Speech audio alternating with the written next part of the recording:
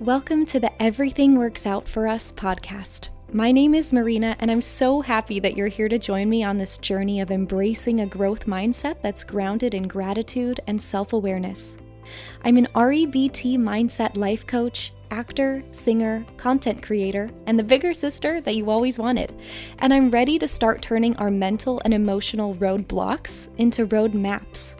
In each episode, I holistically utilize psychology, spirituality, and my own personal experiences to strive to empower you to step into your power and deeply connect to both your inner knowing and the world around you. Let's grow together. Hello, everybody. Happy Wednesday, and welcome back to the pod. Today's episode is going to be a hard hitter, I think. It's a topic suggested by Emily H. Thank you for the suggestion, Emily. And she asked me to talk about the value of failure and disappointment. Even saying that out loud feels like a punch in the gut. Just the words failure and disappointment hold such heavy negative connotations, I think. For me, there's a lot of fear in those words, but as we're learning along this podcast journey, hopefully we can work to shift our mindsets around scary experiences like failure and turn them into something that can help us grow and come out stronger on the other end. So today, I'm going to first cover the psychology of disappointment so we can get a firmer understanding of what's really going on neurologically. And then I'll touch on expectations, resilience, radical acceptance, and tools that we can use to overcome disappointment. Finally, I'll finish off with a discussion on failure and how we can reframe our mindset around it. When failure becomes redirection, we can find much more freedom in our lives. All right, so let's jump right into the psychology. So let's define first disappointment. So disappointment is feeling unhappy because someone or something was not as good as you expected. So yes, I'm going to cover expectations, but there are three main causes of disappointment, and the first one is called the arrival fallacy. So the arrival fallacy is when we're so focused on achieving our goals that we forego the process. We overwork ourselves, focusing solely on one outcome, banking on that one outcome to make us happy, therefore living in unhappiness without the one thing, and really just expecting that one thing is going to be the only thing that could ever possibly make you happy. All right, number 2 is unrealistic expectations. As I mentioned, having extremely high expectations for everyone and everything around you and not being able to accept that things may not pan out to that expectation, that highly leads to disappointment. And then number 3, welcome to psychology, childhood experiences, right? If you have trauma surrounding disappointment or expectations not being met in childhood, your brain may automatically replay those experiences and evaluate the present and future based on those same subjective guidelines. So those are the three main causes, and along with that, the psychological setup for disappointment. There's a couple steps to that as well. So the setup kind of goes like this. You're in a situation with an uncertain outcome, right? And so you expect a positive outcome. Then you feel like you don't deserve the positive outcome, and you're surprised that you didn't achieve the expected outcome and you couldn't control the outcome through your actions.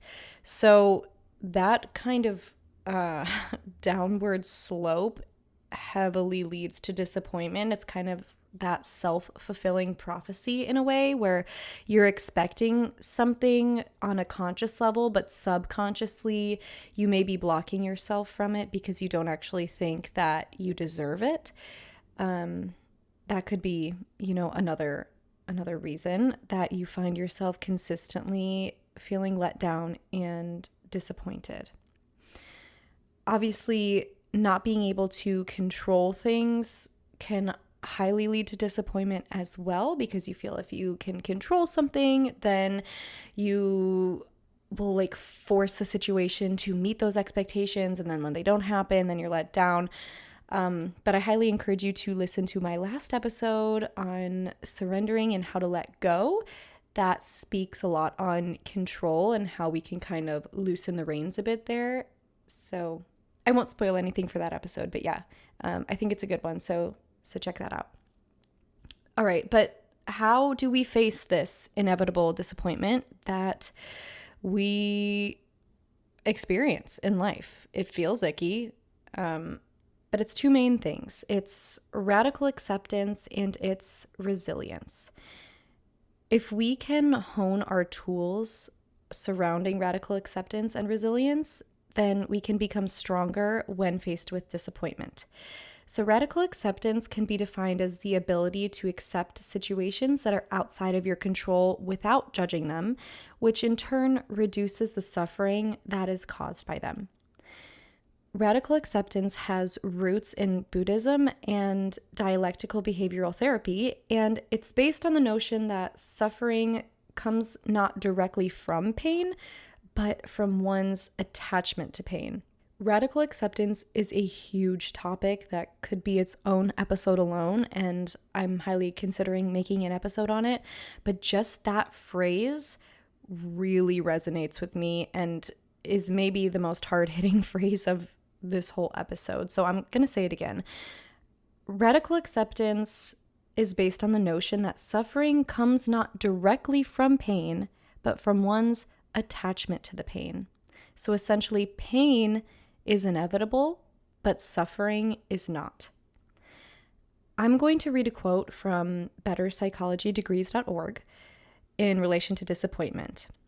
Disappointment forces you to admit that you did not get what you wish to have, and it's actually easier for you to protest with anger than it is to encounter your sadness about the course of events. Anger allows you to continue idealizing what could have been while consciously denigrating it, and people will hang on to it because it's what they needed at that time. Now, I'm always real with you on this podcast. Life can feel so unfair at times, and I'm not saying that setting expectations is the root of all evil. Like, honestly, I don't know if it's even possible to never have expectations for anything ever. That's probably not even healthy, but when we're faced with these unmet expectations and disappointment, life is still going to go on. So that's where really working to practice radical acceptance comes in. While being disappointed when facing these unmet expectations is completely normal, suffering results when the initial pain is prolonged due to a lack of acceptance of that situation. All right, I'm going to hit you with another quote. This one is from verywellmind.com.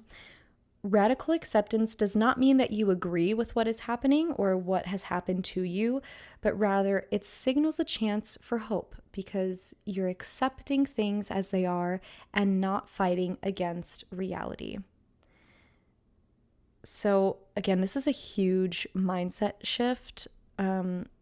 De-victimizing myself is something that's been huge for me on my healing journey. I might have said it before, but again, pain is inevitable, but we can choose to stay in these cycles of suffering by refusing to accept what has happened to us and choosing to focus on being the victim of that situation instead of trying to move on from it, if that makes sense. All right, this is kind of crazy for me, but let's do a little sports analogy. What? Who is she? Not the theater girl doing a sports analogy. But in a study of long-term baseball fans, older fans were less subject to the disappointment effect because they were better able to manage their expectations surrounding their favorite team not winning all the time, and they were able to better handle the losses. So they were able to accept the fact that their favorite team wasn't always going to win and know they'd still be able to live happy lives regardless. they've built that resilience, right? Because if you simply cannot accept the fact, I mean, this is obviously a like low stakes example, but if you simply cannot accept the fact that your team losses, that's when you stay in that suffering and you make yourself miserable watching these games, right? It's like, oh my, you're just like so torn apart by it because your favorite team is just losing and losing and losing. But again, with this study, it's saying the older fans have built that resilience and like knowing that their life is going to go on, even though they may be disappointed by it, they can feel sad about a singular loss, but they're still able to bounce back because they've accepted that that's the reality and there's still hope for the future. Now, let's chat about resilience. So resilience is the process of adapting well in the face of adversity, trauma, tragedy, threats, or significant sources of stress. And resilience is like building a muscle. It takes time and intention. You're not either born with or without resilience. It's something that you consciously and continually grow as you age or whatever on your journey. So there's 4 components to building resilience. And the first one is connections. Building empathetic and genuine connections with others to lean on for support and gaining understanding from other people who will validate your feelings but help build you up. Life is a journey. We thrive off connections. We need them. And it's a huge element of resilience building.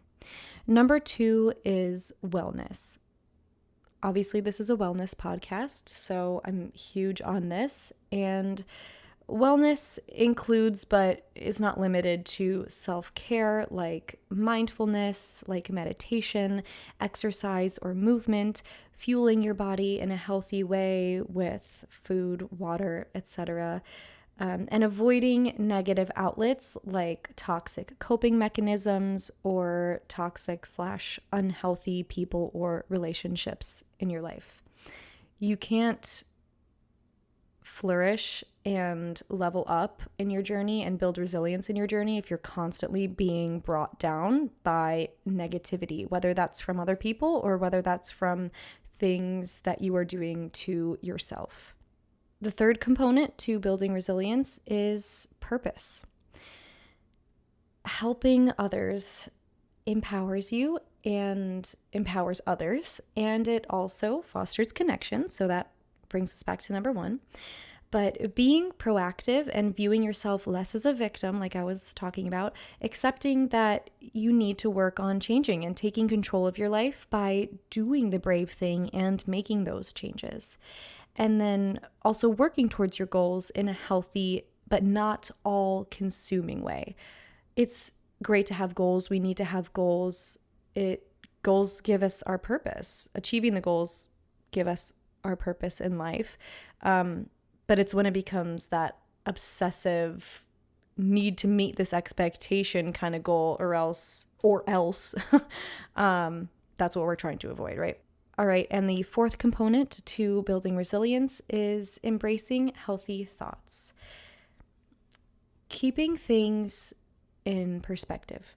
Really try to become aware of these subconscious thought patterns when you are catastrophizing or thinking irrationally. If you're disappointed by someone, does your mind automatically think it's because you're unworthy and no one could ever love you? When you take some time to dig a little bit deeper, when you can recognize a thought like this and when you can hone in that self-awareness, you can begin to take control of the thoughts, bring them to your conscious mind as opposed to letting your subconscious just kind of wire them for you, and consciously turn them around, knowing that it's irrational. Additionally, just maintaining a hopeful outlook.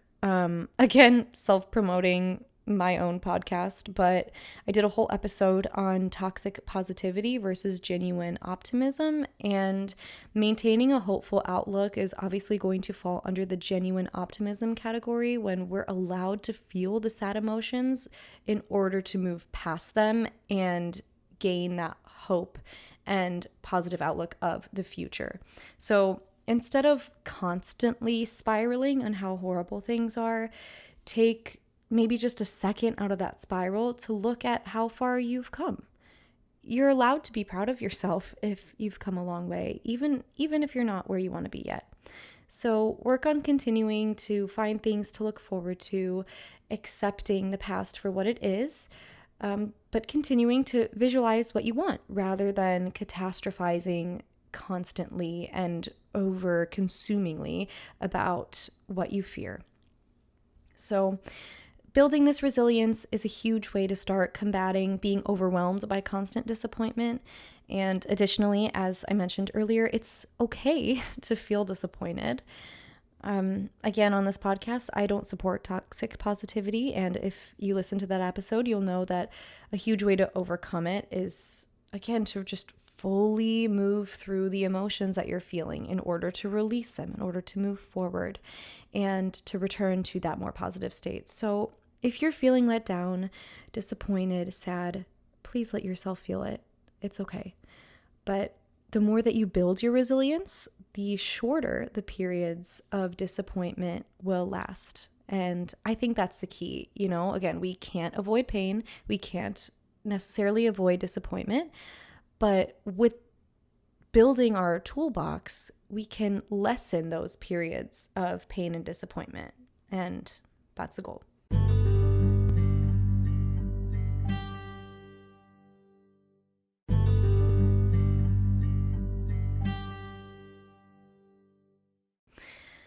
All right, segueing a bit, I feel like failure and disappointment definitely are sisters, and there's a lot that we can learn from both of them. Thomas Edison said, "I make mistakes more than anyone I know, and eventually I patent them." And I love that. Like, where would we be without Thomas Edison's inventions, right? But he had to mess up 100 times in order to give us light. Like, thanks, dude. Thanks for messing up. Much like disappointment and sadness, it's essentially an unavoidable human experience to fail. And the feeling of failure can lead to huge spirals of disappointment, unworthiness, confusion, sadness, heartbreak, etc.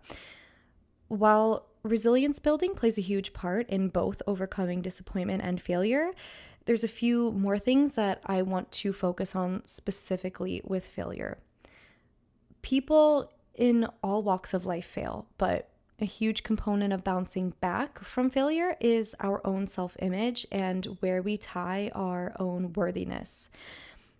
A very relevant lesson that I'm learning in this present moment is that I need to stop tying my perceived successes and failures to my self-worth. And while I touched on this in episode 5, where I focused on how we can stop unhealthily comparing ourselves to others, we are the only ones who get to decide what exactly a success and failure is based on the expectations that we put on ourselves. The expectations I had for myself that are no longer serving me were things like, I have to work at a certain theater to be happy, or I should be making X amount of income solely from a performing career to be happy and successful, or this person needs to treat me this way to prove that I am worthy of love. These expectations were fully placing my happiness and worthiness in the hands of other people. I was letting other people decide if I got to be happy or not, even though I was still putting in a lot of hard work, into my career, into my relationships, whatever.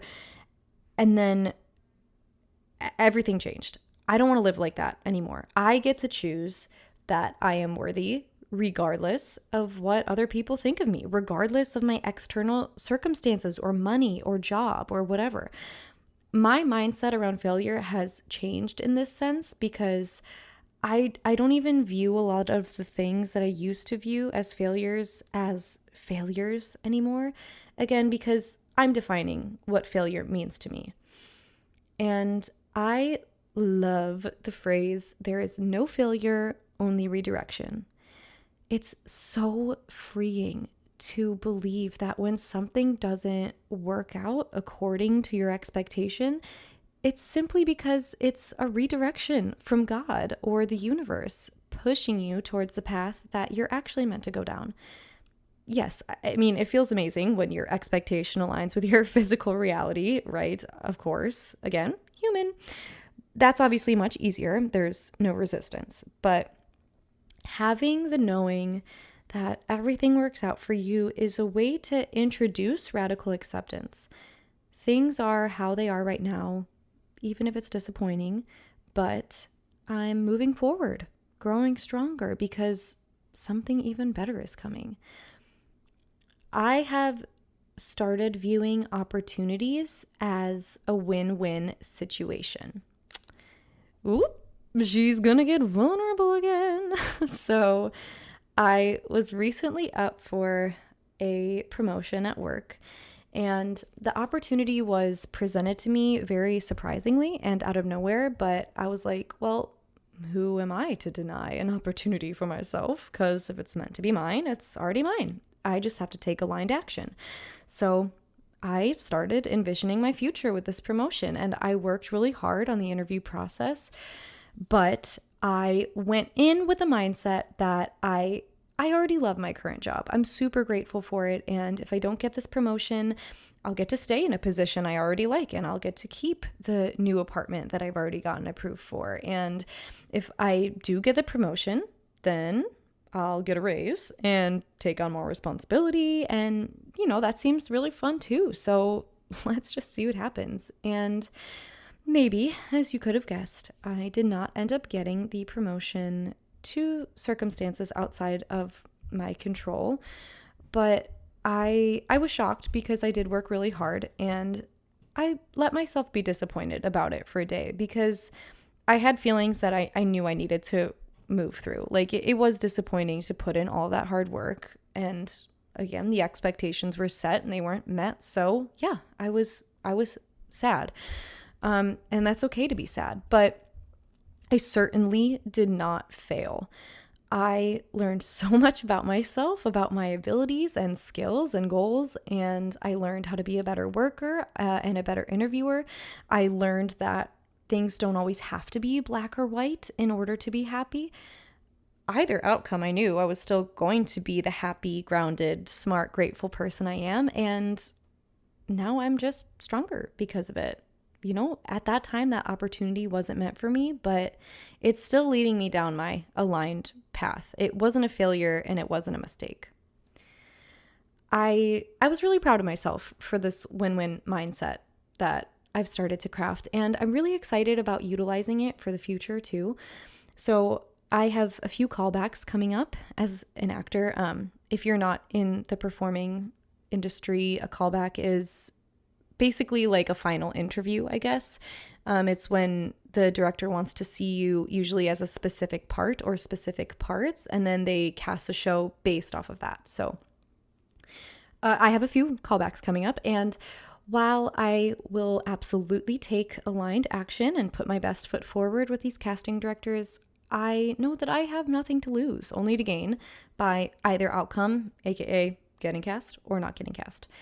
There's always something to learn. There's always room to grow, always a light at the end of the tunnel. It's just my responsibility to see the silver linings of either outcome and know that whatever happens is truly a win-win in my life because of the path that I'm meant to be taking. Specifically for these callbacks, where I'm at in my life, I told myself that if I book a winter show, then that's amazing and I get to be in a show. And if I don't book, it's because I'm just meant to get a cat, which I've been wanting for like literally my whole life. But if I don't book a show, that means I will have dedicated time to spend, a few months getting a kitten and raising her. And that's something I'm equally as excited about. So win-win. All right, now it's your turn. Start coming up with win-win scenarios in your head for opportunities headed your way.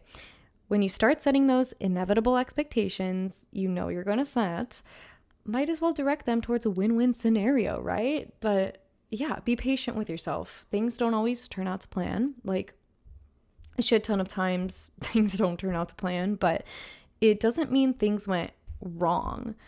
Let that disappointment, once you've felt it and moved through it, propel you into the knowing that your outcome is just a redirection to what's truly meant for you. Sometimes we get so one-track minded with the expectations that we set for our lives that we don't leave any room for new possibilities. So really try to stay open-minded and receptive to the things that we don't expect happening. You know the saying that good things come when you least expect them?